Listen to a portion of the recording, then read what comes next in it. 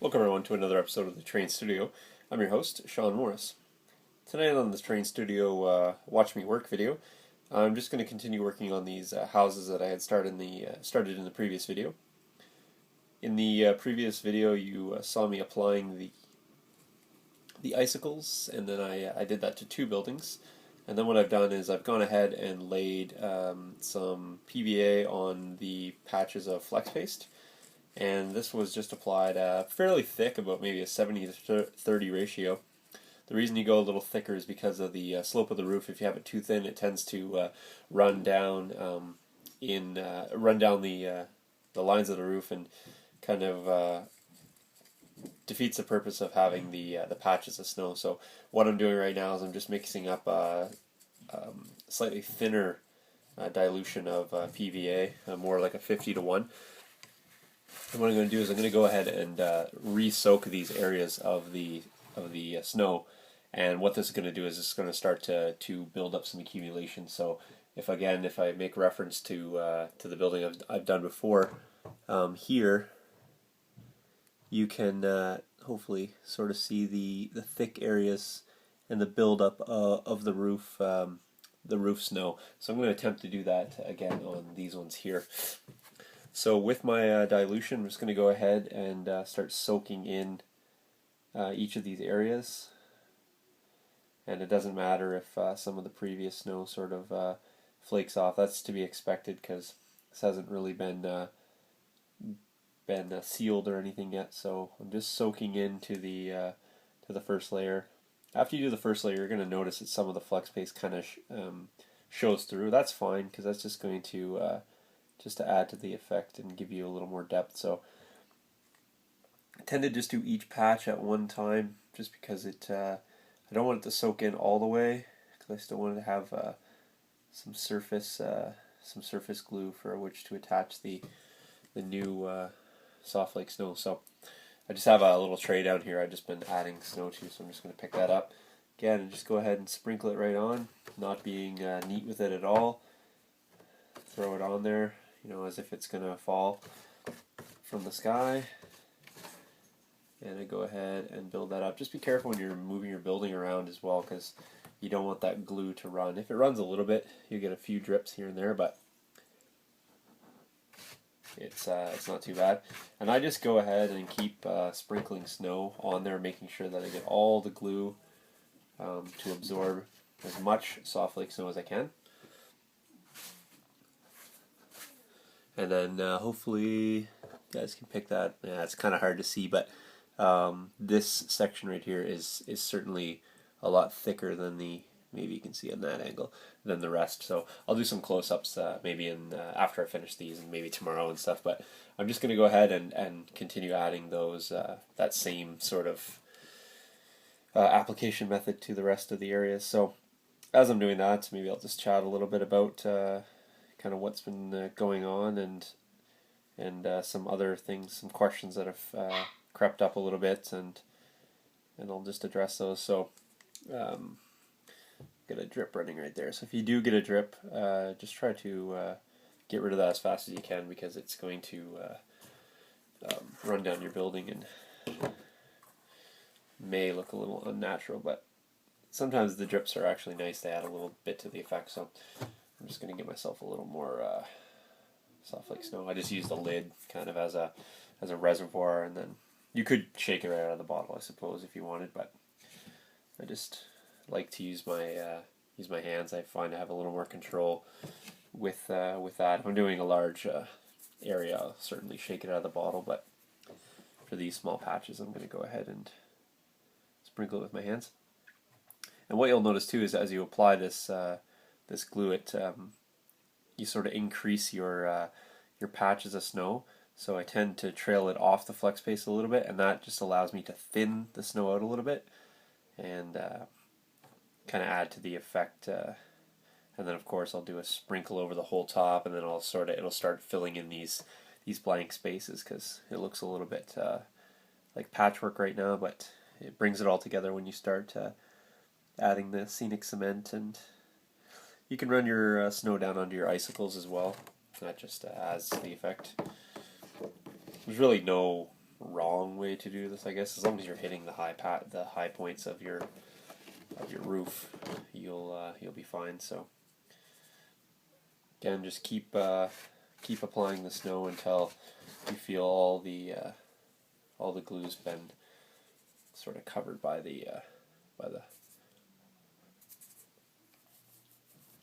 soft flake snow. So I wish I could show you that a little better, but it's really starting to build up and really getting some depth in that. And perhaps maybe I'll grab the camera and see if I can. I really can't see what I'm showing you, but so there you go. That's kind of the snow sort of built up, and then obviously you can see the patches that haven't been done. So that's the depth we're talking about. So set you guys back down. There we go.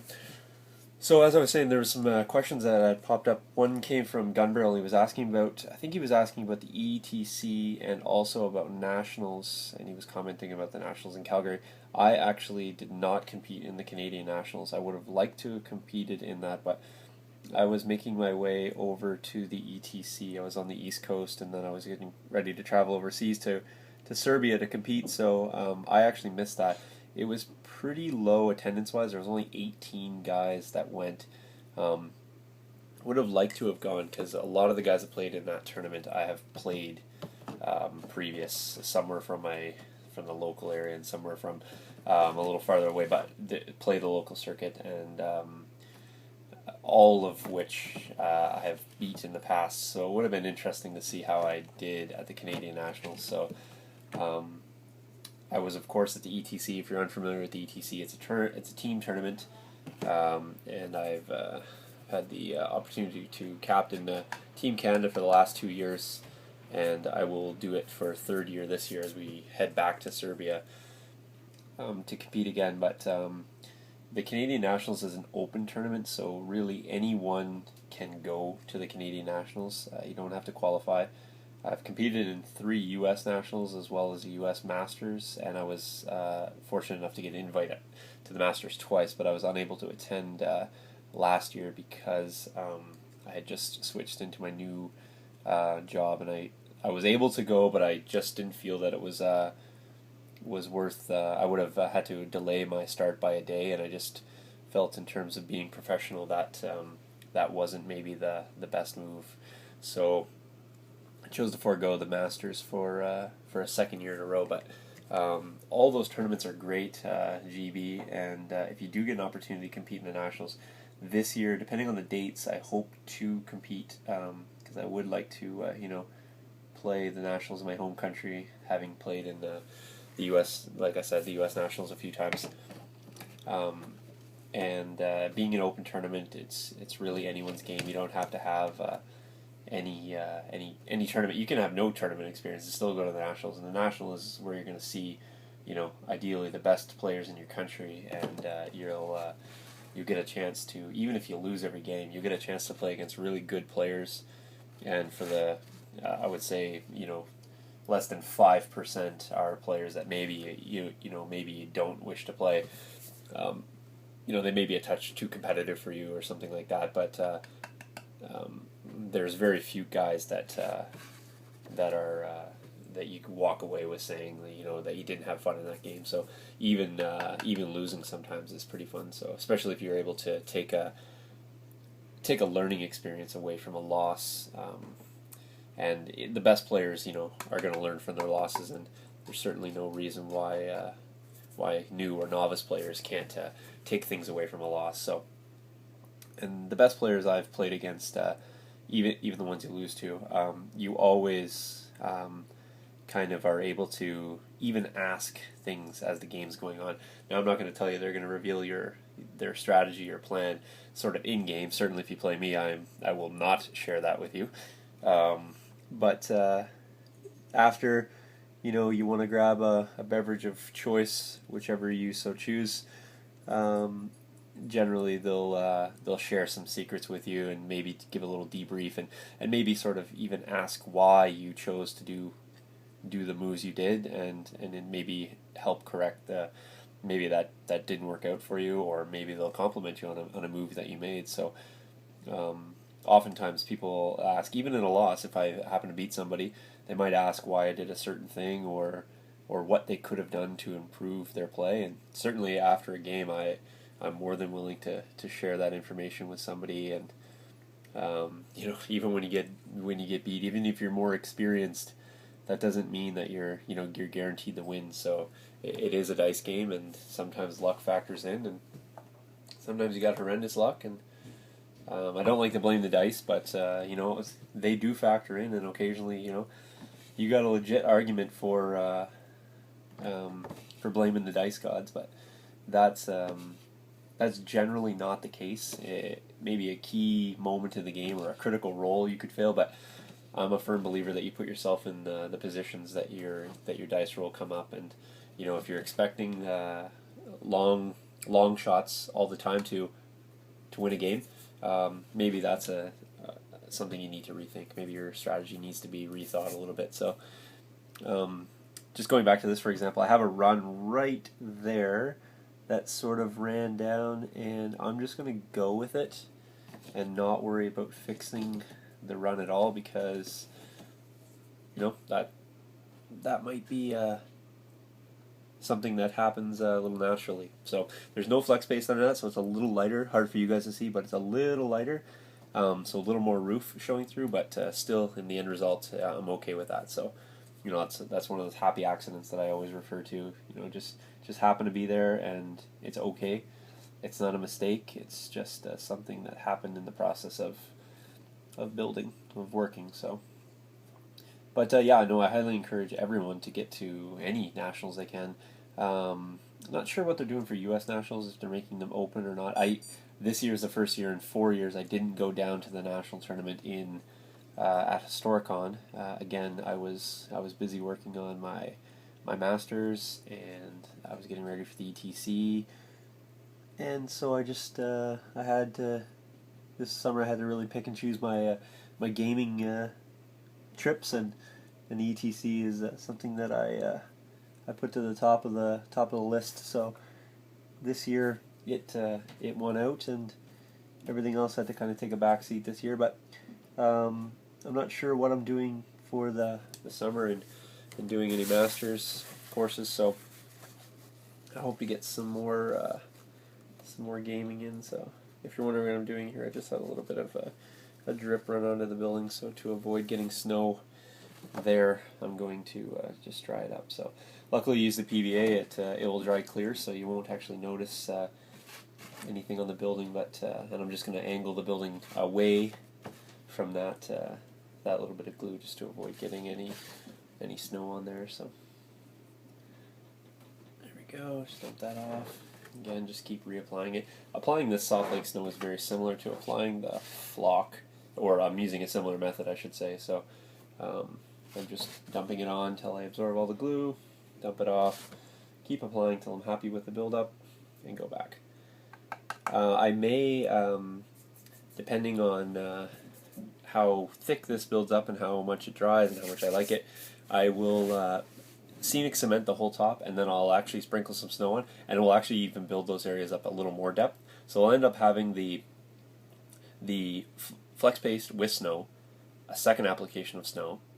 This application here, I extend the periphery so I get a little bit of buildup on the roof, and then I'll do some scenic cement over, and then do another dusting. So I'll basically have 3 different layers of snow within the same roof. So that will actually really start adding to the dimension, and then again, you get a roof that looks like this here, with the different patches and the different thicknesses, and that's hard for you guys to see, but there you go.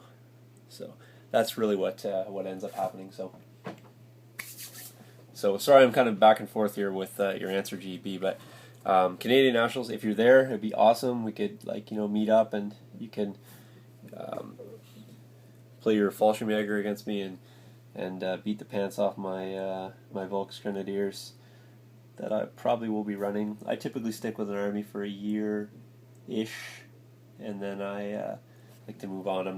I play it good or bad, because I really think that you need to play out your armies before you can determine if they're good. I'm not a fan of switching every game. I know some guys that like to do that, and that's may be great for them, but I think it's not a good move if you really hope to get good with an army. And I'm a firm believer that you can play well with maybe a force that's not optimal if you put enough practice into it. So you don't have to have the best equipment all the time to get results, and I think that's something that people sort of lose sight of in Flames of War.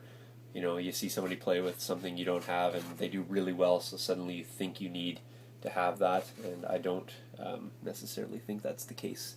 So somebody had commented about, you know, don't go out and buy King Tigers just because they're big and end up, you know, wishing you never got them because you barely ever field them. So I like King Tigers, but I'm not going to recommend that everybody get them because, you know, they have their weaknesses as well. Front armor is certainly not one of them, but they do have their weaknesses, and it's important to, again, play to your strengths and make sure that works for you. So this video is definitely going to be in 2 parts. So if it gets cut off, don't fret, and you guys can always pick up the second half later on.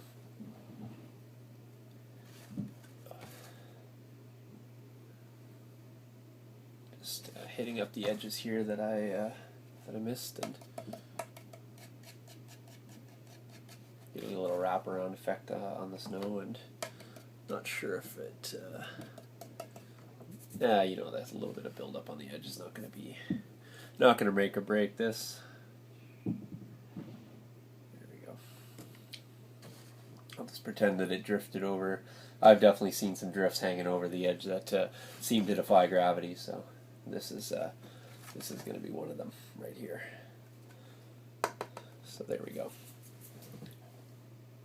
All right. Well, I'm going to cut this video now, and then we'll pick it up in the second half.